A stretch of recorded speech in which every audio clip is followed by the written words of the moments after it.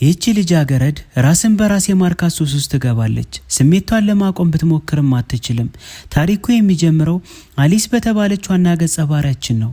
እሷ በጣም ጥብቅ በሆኑ የካቶሊክ ትምህርት ቤት ውስጥ ትማራለች። በዚህም ምክንያትም በወንዶችና በሴቶች መካከል የሚደረግ ማንኛውም አካላዊ ንክኪ እንደ ኃጢአትና ለቅጣት የሚዳርግ ነው ተብሎ ይታመናል።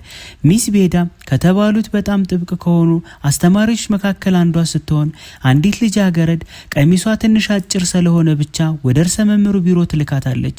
በክፍል ውስጥ መምህር አባት መርፊ ከጋብቻ ውጭ የሚደረግ ማንኛውም አካላዊ ንክኪ ሙሉ በሙሉ የተከለከለ መሆኑንና ይህም እያንዳንዱ ሰው ወደ ገሃነም እንደሚያስገባ ያስተምራሉ። ከተማሪዎች አንዱ በራሱ አካል ላይ ደስታን መፈለግ ወይም ማስተርቤሽን የተከለከለ መሆኑን ሲጠይቅ አባት መርፊ በማስተርቤሽን ልጅ መውለድ ስለማይቻል ይህም ኃጢአት እንደሆነ የሚያደርገው ሰው ለዘላለም ወደ ገሃነም እንደሚወርድ ይመልሳሉ። ክፍሉ ከመጠናቀቁ በፊት ካህኑ እግዚአብሔር ሁልጊዜ ሁሉንም ነገር እንደሚያይ ያስጠነቅቃቸዋል። አሊስ ትምህርት ቤቱ ምን ያህል ጥብቅ እንደሆነ ለቅርብ ጓደኛዋ ሎራ ትነግራታለች። አሊስ የታይታኒክ ፊልምን በጣም ብትወደውም በዛ ክፍል ምክንያት እንዳታየው ተከልክላ ነበር። ወደ ቤት ስትመለስ አሊስ ኮምፒውተራቸውን ትጠቀማለች። እዚያም በጣም ግልጽ የሆኑ ነገሮች ባሉበት ማህበረሰብ ቻትሩም ውስጥ እናገኛታለን። በድንገት ፋየር ማሽን የተባለ ተጠቃሚ ከባለቤቱ ጋር የሚያደርገውን የቅርብ ግንኙነት የሚያሳይ ፎቶ ይልክላታል። አሊስ ሰዎችን እንዲህ አይነት ግንኙነት ሲያደርጉ አይታ ስለማታውቅ ተገርማ በከፍተኛ ጉጉት ተሞላች። በድንገት በቻቱ ላይ ሰውየው የት እንደምትኖር ጠይቆ ፎቶ እንድትልክላት ይጠይቃታል። አሊስ ለትንሽ ጊዜ አመንትታ በመጨረሻም የጓደኛውን ፎቶ ትልካለች። ውይይቱ እየተቀራረበ ሲሄድ እሱ ሊያደርግላት የሚፈልጋቸውን ነገሮች ሁሉ ይነግራታል። አሊስም ነገሩ በደንብ ባይገባትም ውይይቱን ለመቀጠል ትሞክራለች። በድንገት ሌላ ፎቶ ይደርሳታል። አሁን ደግሞ እሷም ራሷን እያስደሰተች እንደሆነ ይጠይቃታል። እሷም እንደዚህ አይነት ነገር አድርጋ ባታውቅም በጉጉት ተሸንፋ ራሷን ለማስደሰት ትሞክራለች። ነገር ግን በድንገት እናቷ ትጠራታለች። ደንግጣ የፈለገችውን ለማየት ትሄዳለች። በማግስቱ አሊስ በቅርብ ጓደኛው ሎራና አዳም ወደ ትምህርት ቤት ትወሰዳለች። ምሳ ሰዓትም ቤቲ የምትባል የክፍል ጓደኛዋን ታናግራቸዋለች። ሎራ በዛች ሳምንት ወደ ድግሱ ለምን እንዳልመጣች ስትጠይቃት ቤት ነፍስን የሚያጠራ ካምፑስ ተካፍላ እንደነበረና ስትወጣ ሜዳሊያ እንደተሰጣት ትነግራቸዋለች። በኋላም አሊስ መጠጥ ልትወስድ ስትል ከሄር ጋር ከተጣመደው ዌድ ጋር ትገናኛለች። በእነሱ መካከል አለመመቸት ነበርና ምክንያቱም አሊስ ዌድን የጾታዊ ግንኙነት አድርጓል የሚል ሐሰተኛ ወሬ ተሰራጭቶ ነበር። በኋላም አሊስ ኃጢያቷን ለመናዘዝ ወደ አባት መርፊ ትሄዳለች። ሆኖም ራሷን ለማስደሰት ሞክራ እንደነበረ በጣም ስለተሸማቀቀች አትናዘዝም። ከዛም አባት መርፊ ለአሊስ ይጸልይላታል። ዋና ገጸ ባህሪያችን አሊስ አብዛኛው ነገሮችን ሙሉ በሙሉ በተከለከሉበት አክራሪ ሃይማኖት አካባቢ ውስጥ እንደምትኖርና ይህም በህይወቷ ውስጥ ግጭትና የጥፋተኝነት ስሜት እንደሚፈጥርባት እንመለከታለን። ማንም ሰው ለሁሉም ነገር እኔ ነኝ ችግሩ በሚል ስሜት ሊኖር አይገባም። ከቀናት በኋላም አሊስ ጓደኛዋ ቤት ወደ ነበረችበት ነፍስ የማጥራት ካምፕ ስትሄድ እንመለከታለን። እዛም አሊስ ክሪስ በተባለ የእግር ኳስ ቡድን አለቃ በከፍተኛ ሁኔታ ትሳባለች። ትላልቅ ክንዶቹ ከአድናቆት ጋር መመልከቷን ማቆም አትችልም። በድንገት የካምፑ መሪ የሆነችው ኒና መታ በእሷ ቡድን ውስጥ እንደሚሆን ትነግራቸዋለች። ወደ ክፍሎቻቸውም ወስዳ ስልክ የተከለከለ ስለሆነ እንድታስረክብ አሊስን ትጠይቃታለች። አሊስ ስልክ የለኝም ብላ ብትዋሽም ሰዓት ስለነበራት ይወስዱባታል። በኋላም ከሰዓት በኋላ ሁሉም በቡድን ይከፋፈላሉ። አሊስ በደስታ ከተቀበላት ከክሪስ ጋር በአንድ ቡድን ውስጥ ትሆናለች። አባት መርፊ በዛ ቅስፈት ምን እንደሚሰማቸው ምልክት የሚያደርጉበት ወረቀት ይሰጣቸዋል። አሊስ በጣም እንደሞቃት ስሜት ውስጥ እንደሆነች ምልክት ታደርጋለች። ነገር ግን ተጸጽታ ያደረገችውን ምልክት ለማጥፋት ትሞክራለች። ሆኖም ሰዓቱ ስለሚያልቅ በመጨረሻ ምንም ማጥፋት አትችልም። ከሰዓት በኋላ ኒና አንዳንዶችን የሚያስበካ ስሜታዊ ንግግር ታደርጋለች። በሌሊት ኤሊስ ከእንቅልፍ እምቢ ስላላት በስልኳ መጫወት ትጀምራለች። ስትሸነፍ ድምጽ ስላወጣ ድምጹን ማጥፋት እንደረሳች አውቃ ወደ ቫይብሬቲንግ ትቀይረዋለች። በዚህም ስልኩ ንዝረት ተጠቅማ ደስ የሚል ስሜት ታገኛለች። በድንገት በክፍሏ ውስጥ ያለውን መስቀል ስታይ ተበሳጭታ ስልኳን መጫወቱን ታቆማለች። በማግስቱም ሁሉም በጫካ ውስጥ በእግር ጉዞ ላይ ናቸው። ሎራ ኤሊስን ልታናግራት ብትሞክርም አሊስ ክሪስን መመልከቷን ማቆም አልቻለችም። ከዛት አንዲት ልጅ ተሰናክላ ስትወድቅ ክሪስ ያነሳታል። አሊስ አንድ ሀሳብ መጥቶላታል። ቀስ ብላ እንደተጣመመች አስመስላ ትወድቃለች። ክሪስም ተጨንቆ መራመድ ትችያለሽ ወይ ሲል ይጠይቃታል። አሊስ አልችልም ስትል በእቅፉ ይዟት ይሄዳል። እሷንም ደስቷን መቆጣጠር አትችልም። በኋላም መታገስ አቅቷት አሊስ ወደ ክፍሏ ሮጣ ስልኳን እንደገና በንዝረት ላይ ልታደርግ ስትል በድንገት ኒና መታ ሁሉም ውጭ ፎቶ ሊነሱ እንደሆነ ትነግራታለች። አሊስ አሁን እመጣለሁ ብትልም ስልኩን በድንገት ይነዝራል። ኒና ተመልሳ መታ አሊስን እጅ ከፈንጅ ትይዛታለች። ሁሉም ነገር ለአባት መርፊ መናዘዝ እንዳለባት ትነግራታለች። ውጭ ፎቶ ከተነሱ በኋላ ካህኑ ስልክ በመደበቁ አሊስን ይገጽጻታል። በመጨረሻም ካፍቴሪያው እንድታጸዳ በስራ ይቀጣታል። በማጽዳት ላይም እያለች የአባት መርፊ ኮምፒውተር ክፍት ሆኖ ታገኘዋለች።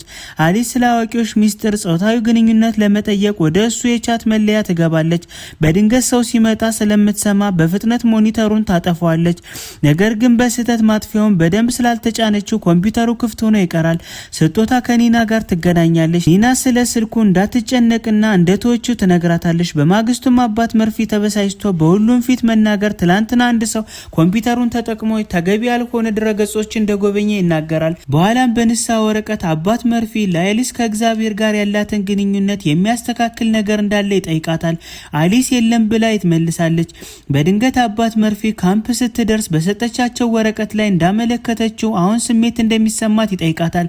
አሊስ በአፍረት አንገቷን በመነቅነቅ አዎ የሚል ምላሽ ትሰጣለች። በምሳ ሰዓት የሃይማኖት ቡድኑ መሪዎችን ስብሰባ ስላላቸው ኒናን ለመውሰድ ይመጣሉ። ከዚህ በኋላ አሊስ ቀደም ሲል አባት መርፊ በሰጣት ቅጣት መሰረት ካፍቴሪያውን ማጽዳቷን ትቀጥላለች። ዌድ መጥቶ ለአሊስ ያለውን ንቀት ለማሳየት ቆሻሻውን ሆን ብሎ ይበትኗል። ምክንያቱም እርስ በርስ እንደሚዋደዱና የቅርብ ግንኙነት እንደነበራቸው የሚወራው ወሬ ስላልወደደው ነበር። ሆኖም አባት መርፊ ሲመጣ ይወጣል። አሊስ የዌድን የእጅ ባንድ ቆሻሻ ውስጥ ታገኛለች። አሊስ ማጽዳቷን ስትቀጥል መሪዋ ኒና ከሌላኛው መሪ ጋር ውጭ ጋር ሴክስ ስትፈጽም ታያታለች። ይባስ ብሎ ኒና የእሱን ሰይፍ ስታጸዳለት ስታይ አሊስ የበለጠ ትደነቃለች። ይህንን የሚያየችው አሊስ መታገስ አቅቷት በጽዳት መጥረጊያው ልትረዳቸው ትሞክራለች። ነገር ግን አንዲት መነኩሴ ስትመጣ አሊስን በሰይፍ ጨዋታ እየተጫወተች እንደሆነ አስመስላ ታመልጣለች። ከዛም በኋላም አሊስ ያየችውን ሁሉ ለቅርብ ጓደኛ ሎራ ለመንገር ትሄዳለች። ሎራ ተበሳጭታ ትኩረት ለማግኘት ታሪክ እንድትፈጥርና አሊስ በጣም ትልቅ እንግዳ ስለሆነች ከእንግዲህ ጓደኛ መሆን እንደምትፈልግ ትነግራታለች። የሎራ ይህ ለውጥ በትምህርት ቤት ሁሉም ስለ አሊስ ባሰራጩት ወሬ ምክንያት ነው። ምክንያቱም ሰዎችን በእሷ መንዝራ እንደሆነችና ቀደም ሲል ከዌድ ጋር ግንኙነት እንደነበራት ያምናሉ። ይህ ሁሉ ውሸት ነበር። ስለዚህ የተባለችውን የቅርብ ጓደኛዋን አሊስ የሚደርስባትን መገለል ለማስወገድ ከእሷ ለመራቅ ትወስናለች። የሌሎች ሰዎችን ትችት አብዛኛው ጊዜ በጥሩ ሁኔታ የተደረገ አይደለም። ብዙ ጊዜ ሰዎች የሞራል ስልጣንና የኃይል ስሜት እንዲሰማቸው ሌሎች ህይወታቸውን ይተቻሉ። በሃይማኖታዊው መስክ ሰዎች ከሌላው ሰው ያነሰ መጥፎ ከሆኑ አውቶማቲክ በሆነ መንገድ እንደ ሰው የተሻለ ዋጋ እንዳላቸው ያምናሉ። ነገር ግን እንደዚህ አይደለም። አሊስ በክፍል ጓደኛዋ ሁሉ የትችት ማዕከል መሆን በትክክል ይህንን የተለማመደች ነበር። ከሰዓት በኋላ አሊስ ኩሽናውን እያጸዳች ሳለ አባት መርፊ ኮምፒውተር እንደገና ብቻውን መሆን አስተዋለች። በፍጥነት ገብታ የዌድን የእጅ ባንድ ከኪቦርዱ ስር ታስቀምጣለች። ሆኖም በዛ ቅስፈት አባት መርፊ በመምጣቱ አሊስ ትሸሸጋለች። ካህኑ ኮምፒውተሩን አብርቶ የተከለከሉ ድረገጾችን ሲጎበኙና ቪዲዮችን እያየ ማስተርቤሽን ሊያደርግ ሲል አሊስ ታየዋለች። በኋላም አሊስም ከሁሎች ሰዎች ጋር የሚመጣው ውሸትና ግብዝነት ሰልችቷት ከክሪስ ጋር ትገናኛለች። ሁሉም ፍላጎቶቿን፣ ስሜቶቿን በመከተል ሳታስበው ተሰማዋለች። ከጥቂት ደቂቃዎች በኋላም ክሪስ ስሜቱ ስለተነሳ ለድርጊቱ ዝግጁ ስለነበር ያቆማታል። በዚያም ጊዜ ሌሊት አሊስ ሁሉንም ነገር እግዚአብሔር ሲዘምሩ ታያለች። በብዙ ግብዝነት ምክንያት የቅብተኝነት ስሜት ይሰማታል። ስለዚህ በህይወቷ ለመጀመሪያ ጊዜ አልኮል ወደምትጠጣበት ባር ለመሄድ በካምፑ ለማምለጥ ትወስናለች። በድንገት ከአሊስ በጣም የምትበልጣ አንዲት ሴት እሷንም አክራሪ በሆነ ቤተክርስቲያን ውስጥ እንዳለፈችና ወጣት እያለች ለሚያጋጥማት ትንሿ ነገር ሁሉ ወደ ገሃነም የምትወርድ ይመስላት ስለነበረ በምትሰማው ነገር ሁሉ ትፈራ እንደነበረ በመንገድ ልታጽናናት ትሞክራለች። ይህም አሊስ ከእሷ ጋር አንድ አይነት ስሜት እንዲሰማትና እምነት እንዲገነቡ ያደርጋሉ። ሴቲቱን ማንም እንዳወቀባት ወደ ካምፑ መልሳ ተወስዳታለች። በማግስቱም አሊስ በትምህርት ቤት ማንም ሊቀርባት ከማይፈልገው እንግዳ ልጃገረድ ጋር ለመጫወት ትሞክራለች። ይህ በእንዲህ እንዳለ አባት መርፊ ዌድን ለማናገር ወደ ቢሮ ይወስደዋል። በኋላም ሎራ ወደ አሊስ ቀርባ ስላላመነቻት ይቅርታ ትጠይቃታለች። ምክንያቱም የዌድ የእጅ ባንድ በአባት መርፊ ኮምፒውተር ላይ ተገኝቷል። ከዛም አባት መርፊ ተመልሶ መጥቶ ሁሉም ፊትም መጥተው በካምፑ የተማሩት መልእክት እንዲናገሩ ይጠይቃሉ። አሊስ የመጀመሪያ ተናጋሪ በመሆን ስለ ታማኝነት በስሜት ትናገራለች። ምክንያቱም ሁሉም ሰው ሁልጊዜ አንድ ነገር ይደብቃል። እግዚአብሔር ግን ሁሉም ሰው እንዲስማማ ብቻ ይፈልጋል። ካምፑ አብቅቶ የሁልጊዜ ትምህርት ቤት ይመለሳሉ። መደበኛ የንስሐ ጊዜ ሲደርስ አሊስ ለአባት መርፌ ብልቱን ሲያሽ እንደተመለከተች ትነግራቸዋለች። ካህኑም ደንግጦ ምንም እንዳልሰማ አስመስሎ የአሊስን ኃጢአት እንዲሰርይላት ይጸልያል። በሁሉም ነገር ሰልችቷት አሊስ ወደ ቤቷ ተመልሳ የምትወደውን ታይታኒክ ፊልም ታበራለች። ራሷንም ለማስደሰት ትሞክራለች። ሆኖም ይህ በቂ ስላልሆነ የጀርባ ማሳጀር በመውሰድ በፈጠራ መንገድ ታስደስታለች። ዋና ገጸ ባህሪያችን አሊስ በትችትና በጭቆና በተሞላ ሃይማኖታዊ አካባቢ ውስጥ ትኖራለች። ትችቱ የሚመጣው ፍጹም እንደሆኑ ከሚያስቡና ሌሎችን ለመፍረድ ማስክ ከሚያደርጉ ነገር ግን ራሳቸው ሌሎችን የሚኮንኑባት ስህተት ከሚሰሩ ሰዎች ነው። ከዛም አሊስ በትምህርት ቤቱ በካህኑ ዘንድም ያለውን ድብቅ ድርጊት ግብዝነቷን ትረዳለች። ሆኖም በብዙ ትችት ግብዝነት ፊትም ሌሎችን ሰዎችን የሚሉትን ሳታስብ በነጻነት ለመንቀሳቀስ ትወስናለች። ምክንያቱም ጥሩ ብሰራ ወይም መጥፎ ብሰራ ሁሉም ሰው ለማንኛውም እንደሚተቻት ትረዳለች። እውነተኛ ደስታ፣ እውነተኛ ነጻነት በሌሎች ሰዎች ፍርድ ወይም ማስተያየት ውስጥ እንደማይገኝ ታውቃለች። ውድ የሙሌ ሲኒማ ቤተሰቦች ስለተከታተላችሁን ከልብ እናመሰግናለን። ፊልሙን እንደወደዳችሁት አልጠራጠርም። ቤተሰብ ያልሆናችሁ ከታች ሰብስክራይብ የሚለውን በተን በመጫን የቤተሰባችን አባል እንዲሆኑ እንጋብዛለን። መልካም ቆይታ።